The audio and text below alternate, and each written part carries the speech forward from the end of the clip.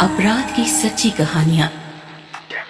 ये केस है सन 2018 का और ये अपराध हुआ था राजधानी दिल्ली में। ये कहानी 1 सितंबर 2020 तक की घटनाओं पर आधारित है। फरवरी 1, 2018 शाम के 7 बजे दिल्ली शहर हमेशा की तरह अपने अंदाज में चल रहा था। भीड़ भड़ाका, ट्रैफिक का शोर और उस शोर में एक अलग सी शांति। लोग अपने अपने कामों से घर लौट रहे थे और उसी रोजमर्रा की जिंदगी के बीच कुछ ऐसा होने वाला था जो दो नौजवान और उनके साथ साथ उनके दो परिवारों की जिंदगियां हमेशा हमेशा के लिए बदलने वाला था। उस शाम एक लड़का अपनी गाड़ी लेकर दिल्ली के टैगोर गार्डन मेट्रो स्टेशन की तरफ जा रहा था। उसके दिमाग में काफी सारी चीजें चल रही थी। वो दिल्ली से कैसे निकलेगा, उसके माँ बाप का क्या होगा, किसी ने उनका पीछा किया तो। और उतने में ही रघुबीर नगर नाम की एक कॉलोनी के पास उसकी गाड़ी की एक स्कूटर के साथ टक्कर हो जाती है। वो चौकन्ना हो गया। टक्कर जोर की थी, जैसे किसी ने जानबूझकर उसकी गाड़ी को मारा हो। इसीलिए गाड़ी को हुए नुकसान का जायजा लेने जब वो बाहर निकलता है और उसकी आंखें वो स्कूटर चलाती हुई औरत से मिलती है जो अब उसकी तरफ दौड़ कर आ रही थी। आप आंटी, ये क्या कर दिया ये आपने? और उतने में ही उस औरत के पीछे से एक 40-45 साल का आदमी आया और उसके अंदर का गुस्सा उसकी आंखों पर छलक रहा था। कहाँ है वो? बता, शहजादी कहाँ है? कहाँ ले जा रहा है इसे? शहजादी अली 23 साल की अंकित सक्सेना की प्रेमिका और अंकित को रास्ते पर मिलने वाली औरत शहनाज और आदमी अकबर अली की बेटी। तभी अंकित ने देखा कि दो और लोग अकबर अली के पीछे से उसके सामने आए। अंकित जानता था कि उसने गाड़ी से बाहर निकलकर गलती कर दी। वो चारों लोग शहजादी के अब्बा, अम्मी, मामू और भाई थे। अब वो चारों अंकित की तरफ बढ़ रहे थे और तभी अंकित ने देखा शहजादी के अब्बू अकबर अली के हाथ में एक लंबा खतरनाक चाकू था। उन चारों ने मिलकर अंकित को मारना शुरू किया। अंकल, अंकल मत मारो मुझे, बात करके मामला सुलझाते हैं अंकल। मत मारो मुझे। और इसी बीच अचानक से उस लंबे खतरनाक चाकू से अंकित का गला काट दिया जाता है।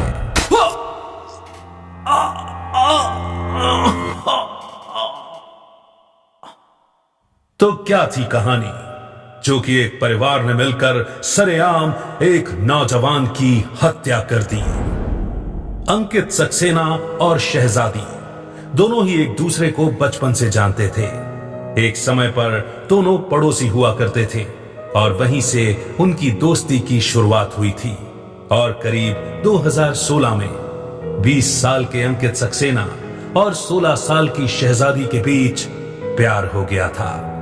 लेकिन जाहिर सी बात है कि इन दोनों की प्रेम कहानी कोई आसान नहीं थी।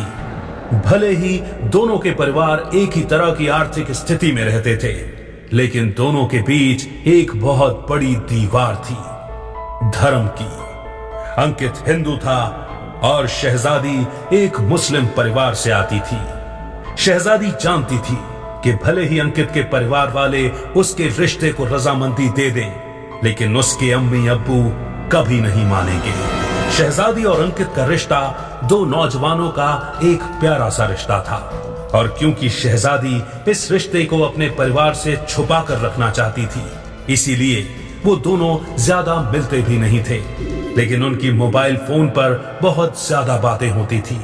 वो दोनों 24 घंटे एक दूसरे से कॉल पर या तो मैसेज पर बातें किया करते थे और यही बात उनके रिश्ते की सबसे पहली बाधा बनी।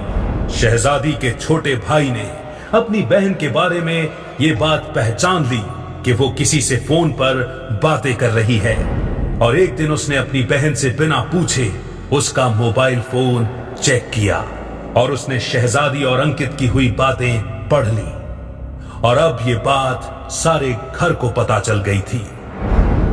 नहीं अब्बू, सॉरी अब्बू, गलती हो गई। गलती हो गई? हाँ? ये सब करने के लिए तुझे कॉलेज भेज रहे हैं हम? हाँ? अबू माफ कर दीजिए, फिर से नहीं होगा। ये उम्र है तुम्हारी ये सब करने की? गलती हो गई अबू, अब नहीं होगा। अगली बार ऐसा कुछ सुनाई दिया ना तो देख लेना, मुझसे बुरा कोई नहीं होगा। शहजादी और अंकित के लिए ये सारी चीजें काफी नई और डरावनी थी। दोनों को ना चाहते हुए भी उनके रिश्ते को लगाम देनी पड़ी, लेकिन किसी भी नए जोड़े की तरह वो दोनों एक दूसरे से ज्यादा दूर नहीं रह पाए। और 3 महीने बाद उन दोनों ने एक दूसरे से बातें करना और मिलना फिर से शुरू कर दिया था। शहजादी के घर वालों ने अंकित को कई बार उनके घर के बाहर घूमते हुए देखा था, और जब भी वो उसे उनके घर के नीचे पकड़ते तो वो कहता, वो नितिन से मिलने आया था, जरा काम था उसके घर पे। वो लोग ये नहीं जानते थे कि दोनों फिर से एक साथ आ गए थे। इसीलिए उन्हें ऐसा लगता था कि अंकित उनके घर के आसपास मंडराकर शहजादी को परेशान करने की कोशिश कर रहा है। लेकिन फिर एक दिन जब शहजादी की अम्मी घर के काम कर रही थी तो उन्होंने देखा कि शहजादी बहुत देर से बालकनी में खड़ी थी। फिर उन्होंने नीचे झांक कर देखा तो अंकित उनके घर के बाहर खड़ा था और शहजादी उससे बातें कर रही थी। अब शहजादी के घर फिर से हंगामा शुरू हो गया। उसकी अम्मी चाहती थी कि किसी भी तरह से ये रिश्ता टूट जाए, और उसी चक्कर में उन्होंने फिनाइल पीकर अपनी जान लेने की कोशिश कर ली, ताकि शायद इस बात का असर शहजादी पर पड़े और वो दोनों अलग हो जाएं। और ऐसा ही हुआ। शहजादी ने अपनी मां को मौत के मुंह से वापस आते हुए देखा और वो थोड़ा सहम गई। इसी बारे में बात करने के लिए वो एक दिन कॉलेज का बहाना देकर अंकित को पार्क में जाकर मिली। मुझे समझ नहीं आ रहा आप क्या करें, मैं इतनी ताकतवर नहीं हूँ अंकित। मैं समझता हूँ शहजादी, पर तुम चिंता मत करो, हम कुछ कर लेंगे।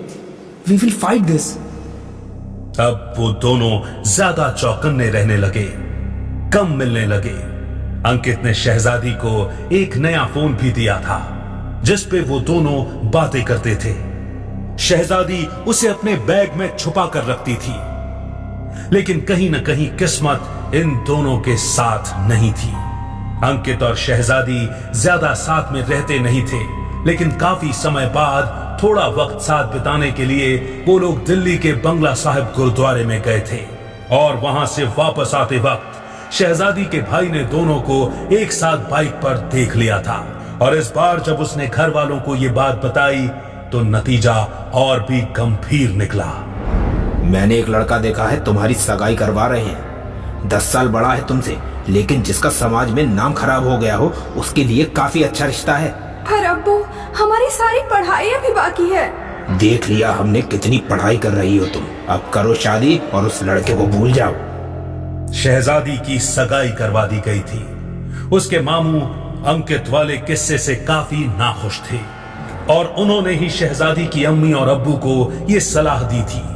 शहजादी ने तभी ही 12th का एग्जाम पास किया था, और उसकी खुशनसीबी से जब उसने आगे पढ़ने की बहुत ज्यादा मांग की तो उसके अब्बू ने उसकी सगाई तोड़वाकर उसे आगे पढ़ने की इजाजत दे दी। उसने एक नर्सिंग इंस्टीट्यूट में दाखिला करवा लिया, पर अंकित का साथ नहीं छोड़ा। उल्टा अब दोनों ने शादी करने की भी सोच ली थी। वो लोग अब लगभग 3 साल से साथ में थे, और इतनी बार अपने रिश्ते के लिए लड़ने के बाद अब वो दोनों एक दूसरे के साथ हमेशा के लिए रहना चाहते थे। लेकिन 2018 जनवरी के अंत में शहजादी की बहन ने एक बार फिर से इंस्टीट्यूट से वापस आते वक्त शहजादी को अंकित की बाइक पर देख लिया। इस बार शहजादी की अम्मी अब्बू इस मसले से बहुत तंग आ गए थे। वो ना तो उस पर चिल्लाए और ना ही उसे मारा, बस उसका फोन उसके पास से लेकर उसे घर से बाहर जाने से मना कर दिया।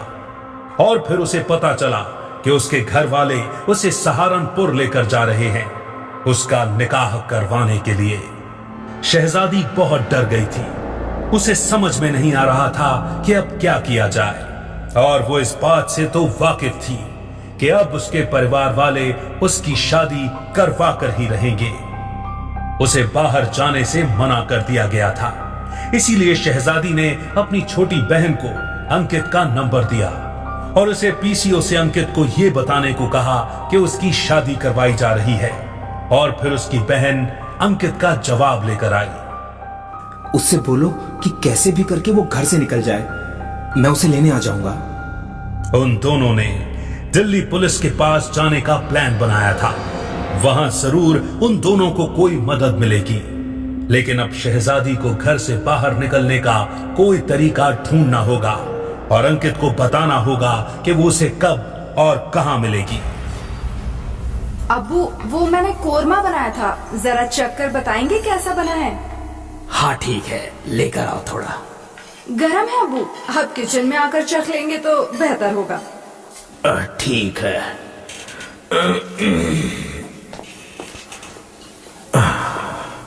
अच्छा बना है, लेकिन थोड़ा नमक।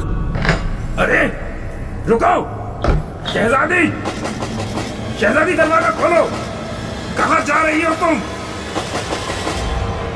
शहजादी ने अपने अब्बा को घर पर लॉक कर दिया और हाथ में बस 30 रुपए लेकर उसने टैगोर नगर मेट्रो स्टेशन के लिए हाथ रिक्शा पकड़ा। उसके पास कोई फोन भी नहीं था, इसीलिए उसने रिक्शा वाले से फोन लेकर अंकित को फोन किया और उसे टैगोर नगर मेट्रो स्टेशन बुला लिया। अंकित ने कहा था उसे वहां 15 मिनट रुकने के लिए। वो थोड़े पैसे और गाड़ी लेकर वहां पहुंच ही रहा था, लेकिन 15 मिनट का आधा घंटा हो गया, अंकित पहुंचा नहीं। शहजादी ने पास के किसी दुकान वाले का फोन लेकर उसे फोन किया, लेकिन फोन का कोई भी जवाब नहीं आया। बार बार फोन करने के बाद अंकित की मां ने उसका फोन उठाया। हेलो अंकित, मैं शहजादी बोल रही हूँ, कहाँ हो तुम? अंकित नहीं आएगा, उसे मार दिया गया है। शहजादी के अब्बू ने पड़ोसियों को फोन करके घर का दरवाजा खुलवा लिया था और फिर वो शहजादी की मां, उसके मामू और अपने छोटे बेटे के साथ अंकित की खोज में निकल पड़े। लेकिन इस बार वो अपना 8 इंच का कुकरी चाकू साथ लेकर निकले थे। अंकित को रघुवीर नगर के पास रुकाकर उन्होंने उसे वहीं मारा। अंकित ने उनसे बार बार माफी मांगी। अंकल, अंकल मत मारो मुझे, बात करके मामला सुलझाते हैं अंकल। मत मारो मुझे। उसने पुलिस के पास जाकर मामला सुलझाने की बात भी की, लेकिन शहजादी के अब्बा बस इस सब का अंत चाहते थे। और वहीं पर शहजादी के मामू और भाई ने अंकित के दोनों हाथ पकड़े और शहजादी के अब्बू अकबर अली ने दिन दहाड़े सभी के सामने चाकू से अंकित का गला काटकर उसे जान से मार दिया।